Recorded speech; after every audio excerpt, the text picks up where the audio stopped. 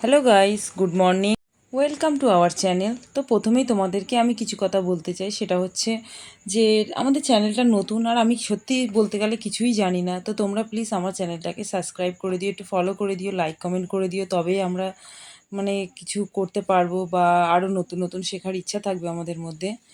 তো সকাল সকাল কোথায় যাচ্ছি না, সকাল সকাল রেডি হয়ে গেছি, যাব হচ্ছে রাজপুর টেকনিক্যাল গেটে, নরেন্দ্রপুর রামকৃষ্ণ মিশন। তো সেখানে যাব হচ্ছে রক্ত পরীক্ষা করতে এবং হচ্ছে আমার হাঁটুর জন্য এক্স রে করতে। তো তার জন্য বেরিয়ে পড়েছি। আর ভীষণ বৃষ্টি হচ্ছে, সারা রাত তো বৃষ্টি হয়েইছে এবং সারা সকাল সারাক্ষণই বৃষ্টিটা হচ্ছে। তো তাও না গোতমো করে বেরিয়ে পড়েছি। তো বেরিয়ে গিয়ে দেখতেই পাচ্ছ সারা রাস্তা যে জল, ফোনটাও ঠিকঠাক ধরতে পারছি না জল পড়ার জন্য।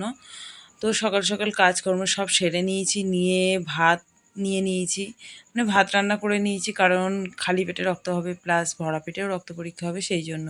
তো তোমরা দেখতে পাচ্ছ আমরা টেকনিক্যাল গেটে পৌঁছে গেছি। তো এখানটা কতটা সুন্দর, কত জায়গাটা এতটাই সুন্দর যে মনে হবে যেন সারাটা দিন এখানেই কাটিয়ে দিই। তোমাকে যদি সারাটা দিন খাওয়াও না দেয়, তুমি এখানে নিশ্চিন্তে কাটিয়ে দিতে পারবে, এতটাই এখানে শান্ত সুন্দর নিরিবিলি জায়গা। তো আমি পৌঁছে গেছি রক্ত দিতে। তো দেখতে পাচ্ছ আমার রক্ত নিচ্ছে, আর আমার ইঞ্জেকশান থেকে ভীষণ ভয় লাগে, তো আমি ভীষণ ভয় পাচ্ছিলাম। তো রক্ত নেওয়া হয়ে গেছে, আমি পাশের রুমে রেস্ট করছিলাম, বলেছিল যে 5টা মিনিট রেস্ট নিয়ে তারপরে তুমি তুমি যে খাবারটা এনেছো খেয়ে নেবে, নেওয়ার 2 ঘন্টা পরে আবার আমাকে রক্ত দিতে হবে। তো 5 মিনিট রেস্ট নেব, তো সেই জন্য একটু ভিডিও শ্যুট করে চারিদিকটা দেখছিলাম কেমন দেখতে না দেখতে, তোমাদেরকেও দেখাচ্ছিলাম, দেখানোর জন্য আর কি ভিডিও শ্যুটটা করেছি। তো 5 মিনিট হয়ে গেছে, এবারে খেয়ে নিচ্ছি, কারণ আবার এখান থেকে 2 ঘন্টার মধ্যে খেয়ে নিয়ে আমাকে বেরোতে হবে। তো খাওয়ার পরে আমি দেখলাম শিমুও না খেয়ে বসে আছে, আর বাড়িতে যেতে যেতে 2 ঘন্টা 2.5 ঘন্টা তো লেগেই যাবে। সেই জন্য খেয়ে নিলাম, ওকে একটু খাইয়ে দিলাম, দিয়ে চলে যাচ্ছি এক্স রের জন্য। ওইখানেই পাশেই একটু যেতে হয়, গিয়ে ওখানে এক্স রে হয়। তো ওখানে চলে যাচ্ছিলাম এক্স রে করতে। তো তোমাদেরকে সবাইকেই বলি, তোমরা যদি মনে করো যে এক্স রে করবে বা রক্ত পরীক্ষাতে করাবে, তো এখানে চলে আসতে পারো। এখানে খুব কম পয়সায় সব ট্রিটমেন্ট করা হয়, এখানে ভালো ভালো খুব ডাক্তারও বসে, যা তুমি ডাক্তারও দেখাতে পারো একদম কম খরচে, বলতে পারো বিনা পয়সায়। আর যে এক্স রে, রক্ত পরীক্ষা, আলট্রাসোনোগ্রাফি এগুলো খুব কম পয়সায় হয়। তো আমার এক্স রে হয়ে গেছে। এক্স রে হয়ে যাওয়ার পরে আমি 2 ঘন্টা ওয়েট করার পরে আমি আবার রক্ত দিতে চলে এসেছি।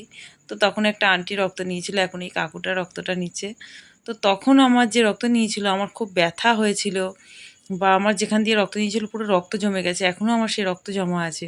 কিন্তু এই আঙ্কেলটা যে রক্ত নিয়েছে আমার একটুও লাগেনি, একটু সামান্য তখন লেগেছিল, কিন্তু আমার রক্ত জমা বা কোনো সেরকম কষ্ট সেরকম কিছুই হয়নি।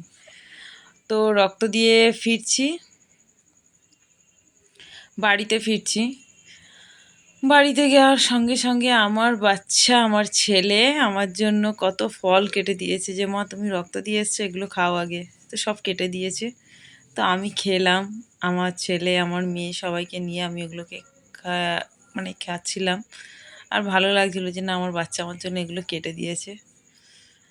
তারপরে রান্নাবান্নার পালা আছে,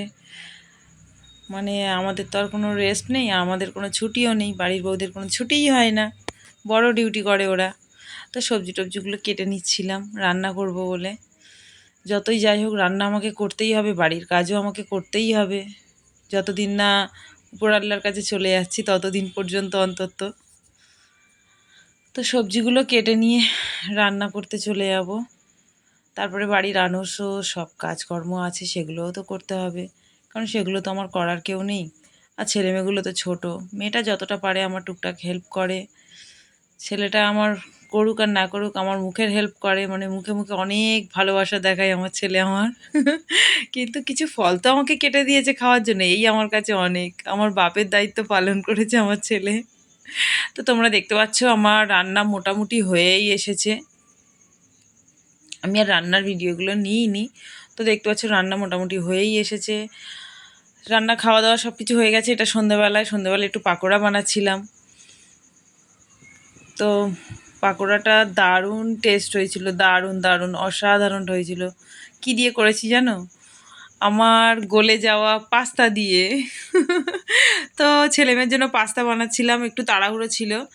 পাস্তা বানাতে গিয়ে দেখছি যে প্রেশার কুকারে দিয়েছিলাম পাস্তাটাকে সেদ্ধ করতে, তো পাস্তা একদম গলে গিয়েছিল, ওটাকে কি করব, ফেলে দেব? তো এইবারে ওই জন্য ওই পাস্তা দিয়ে পাকোড়া বানিয়ে নিয়েছি। পাকোড়ার সঙ্গে যদি একটু চা না হয় তো চলেই না, চা বিস্কিট সব নিয়ে একদম রেডি হয়ে বসে পড়েছি। কারণ আজ দুপুরের খাওয়াটা অনেক সকাল সকাল হয়েছিল বলে সন্ধ্যাবেলা একটু ভালো করে খাওয়া দাওয়া করলাম। তো সবাই দারুণ লেগেছে পাস্তাটা, আমি তো ভাবতেই পারিনি যে, সরি পাস্তা না মানে পাকোড়াটা যে এত টেস্টি হবে। ভেবেছিলাম তো পাস্তাটা গলে গেছে পুরো, ফেলেই দেব, কিন্তু ভাবতে পারিনি যে এটা এত টেস্ট হবে। অসাধারণ হয়েছিল, তোমরা একবার করে দেখতেই পারো, প্রেশার কুকারে দিয়ে 2-4টে সিটি বেড়ে নেবে।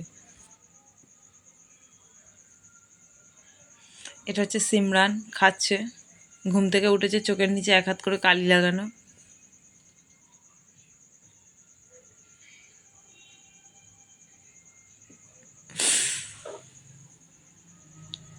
তো পাপাই খাওয়া মানে এইসব পাকোড়া টাকোড়া হলে পাপাই টপ টপ করে খাবে, কে খাচ্ছে না খাচ্ছে দেখবে না। শিমু আস্তে আস্তে খায়, ও ওপরের দিকে তাকিয়ে খেতে খেতে নিচের দিকে দেখবে কিছু নেই। তো চাটা খাচ্ছিলাম, আমি একটু আনন্দ করে রেস্ট করে সুন্দরভাবে চাটা খাই। তোমরা আমার ভিডিওটা একটু লাইক কমেন্ট করে দিও।